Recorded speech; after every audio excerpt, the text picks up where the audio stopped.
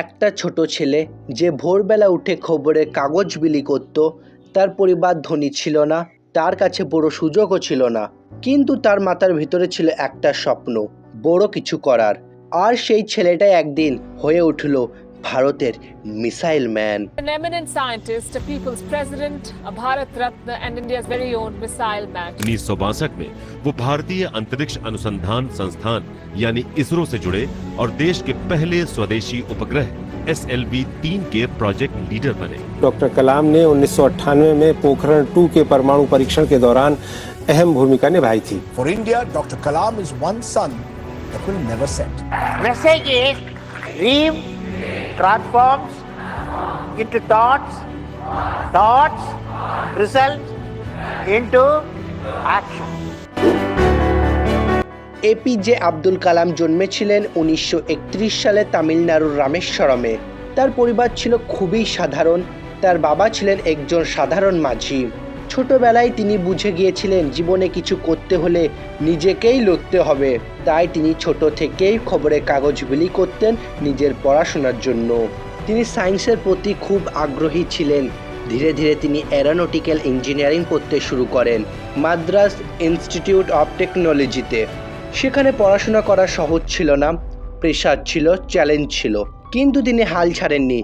এই জায়গাটাই তাকে আলাদা বানায়, কারণ অনেকেই শুরু করে কিন্তু শেষ পর্যন্ত যায় না।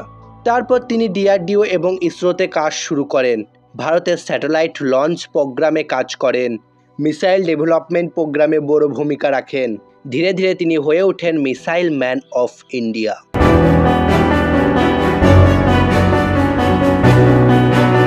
এটা কোনো লাক ছিল না, এটা ছিল বছরের পর বছর হার্ডওয়ার্কের ফল।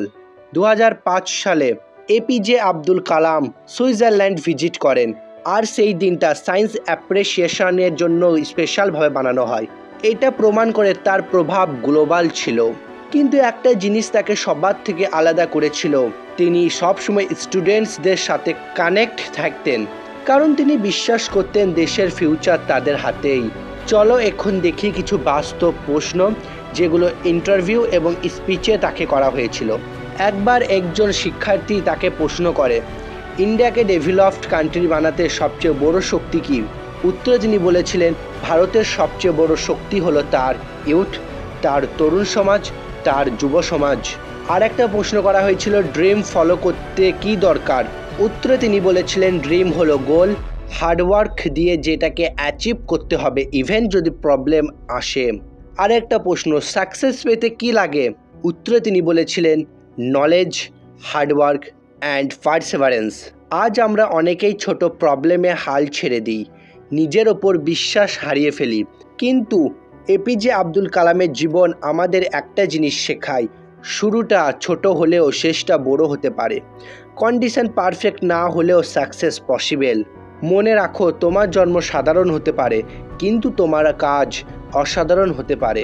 আজ থেকেই শুরু করো, কারণ একদিন তুমিও নিজের গল্প হয়ে উঠতে পারো। ভিডিওটি ভালো লাগলে অবশ্যই লাইক করবে, এমন আরও ভিডিওর জন্য চ্যানেলটিকে সাবস্ক্রাইব করবে। Thanks for watching, see you in the next video.